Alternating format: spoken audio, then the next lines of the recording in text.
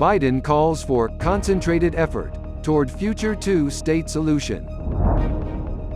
Macron says legitimate Palestinian state would benefit Israel. U.S. and Gulf nations target secret Hamas investment portfolio worth up to $1 billion. Trump ally Mike Johnson elected U.S. House Speaker.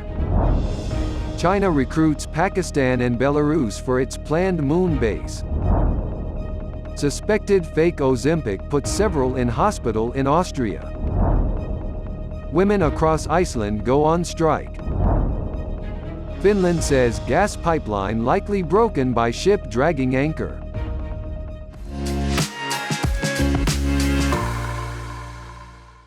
Hello, I'm Johnny. Thank you for joining us on Funday News. It's Thursday, October 26th, and here are your top stories.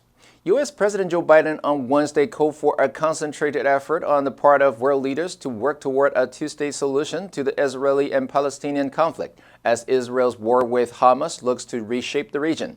Biden on Wednesday said there is no returning to the status quo in place before Hamas' unprecedented attacks against Israel on October 7th. Biden reiterated U.S. support for an independent Palestinian state next to a secure Israel, which is also known as the two-state solution. I want to thank the Israelis and the and President Sisi of Egypt for working with the United States to make sure that food, water, and medical supplies are getting through to innocent people in Gaza. Biden said he had spoken with leaders of Jordan and Egypt, Palestinian Authority President Mahmoud Abbas and Saudi Arabia's Crown Prince Mohammed bin Salman on making sure there's real hope in the region for a better future. He said, that means ensuring Hamas can no longer terrorize Israel and use Palestinian civilians as human shields. The U.S. president earlier said that work toward integrating Israel in the region must occur, while insisting that the aspirations of the Palestinian people will be part of that future as well. French President Emmanuel Macron called for a revival of peace talks in the Middle East and said Palestinian statehood would also benefit Israeli security. Macron told reporters alongside Prime Minister Benjamin Netanyahu in Jerusalem, Israel cannot have lasting security without a decisive revival of the political process with the Palestinians. The French leader said he was ready for the international coalition against Islamic State to turn its focus to Hamas. Macron added the stability of the region and the return to normal will only be guaranteed if part of Israel's response is political, by accepting the legitimate right of the Palestinians to have a territory and a state in peace and in security next to Israel, because it will have integrated the existence and security of Israel as a precondition. Macron, who is due to meet later on Tuesday with the president of the Palestinian Authority, Mahmoud Abbas, also warned Iranian-backed militant groups including Hezbollah not to open new fronts in the war. A U.S. official said on Tuesday that the United States, along with members of the Gulf Cooperation Council, Saudi Arabia, Qatar, Kuwait, Oman, Bahrain, and the United Arab Emirates, are stepping up efforts to target a secret Hamas investment portfolio government officials believe to be worth up to $1 billion. According to a U.S. official last week, the U.S. Treasury leveled sanctions on individuals that officials say are managing assets in a secret Hamas investment portfolio, likely valued at between $400 million and $1 billion. It has really perfected the art of taxing, some might say extorting. The U.S. official said there has been a redoubling of efforts since Hamas' October 7th attack on Israel to use the TFTC, which was created in 2017, to go after Hamas, Hezbollah and other Iranian-aligned militant groups, including by sharing relevant, timely and actionable information. Last week, the U.S. Treasury's Financial Crimes Enforcement Network laid out new rules taking aim at the ability of Hamas and other terror groups to use cryptocurrencies for fundraising. Republicans installed little-known Trump ally Mike Johnson as U.S. House Speaker, cementing the party's rightward shift and ending a messy three-week succession fight that paralyzed legislative work.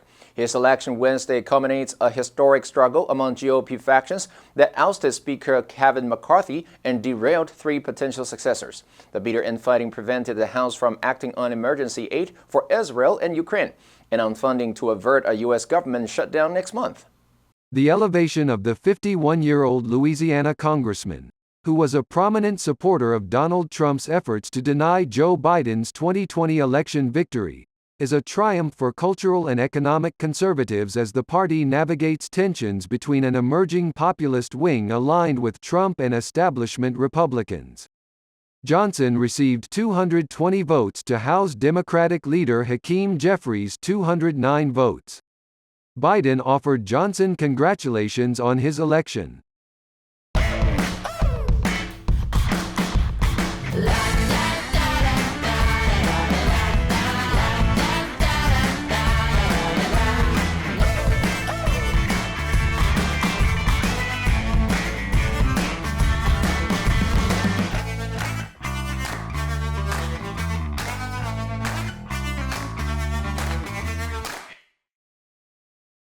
Pakistan and Belarus have come aboard the International Lunar Research Station, a China-led project that will be constructed in the 2030s.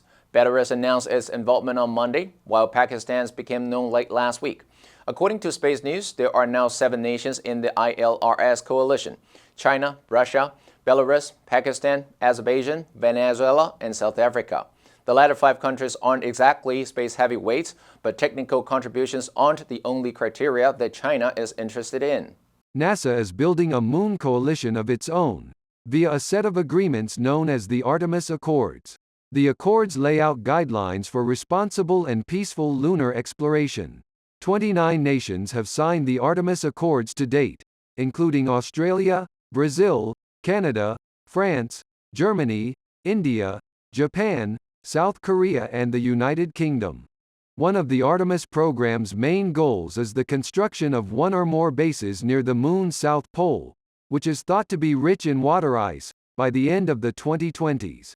Austria's health safety body said several people were hospitalized in Austria after using suspected fake versions of Novo Nordisk's diabetes drug Ozempic. The health safety regulator BASG said on Monday the patients were reported to have suffered hypoglycemia and seizures, serious side effects that indicate the product contained insulin instead of Ozempic's active ingredient, semaglutide. The European Medicines Agency last week warned about the existence of such pens falsely labeled as Ozempic. The organization running the European Union's medicines verification system on Tuesday confirmed the EMA's finding that no fakes had emerged in retail pharmacies. The EMA and authorities in Germany and Britain, including prosecutors in southwestern Germany, have been investigating a case where bogus injection pens with German labels in genuine Ozempic packaging were sold from a wholesaler in Austria to Germany, and from there, on to 2 British wholesalers. Schools, shops, banks, and Iceland's famous swimming pools shut on Tuesday as women in the volcanic island nation, including the Prime Minister, went on strike to push for an end to unequal pay and gender-based violence. Prime Minister Katrin Jacobsdottir said she would stay home as part of the strike and expected other women in her cabinet would do the same. Trade unions, the strike's main organizers, called on women and non-binary people to refuse paid and unpaid work, including chores. Iceland has been ranked as the world's most gender-equal country 14 years in a row by the World Economic Forum, which measures pay, education, healthcare and other factors. However, there remains a gender pay gap in Iceland. While women in Iceland have pushed or broken the glass ceiling to top jobs, from bishop to leaders of the National Wrestling Association, the lowest-paying jobs, such as cleaning and childcare, are still predominantly done by women.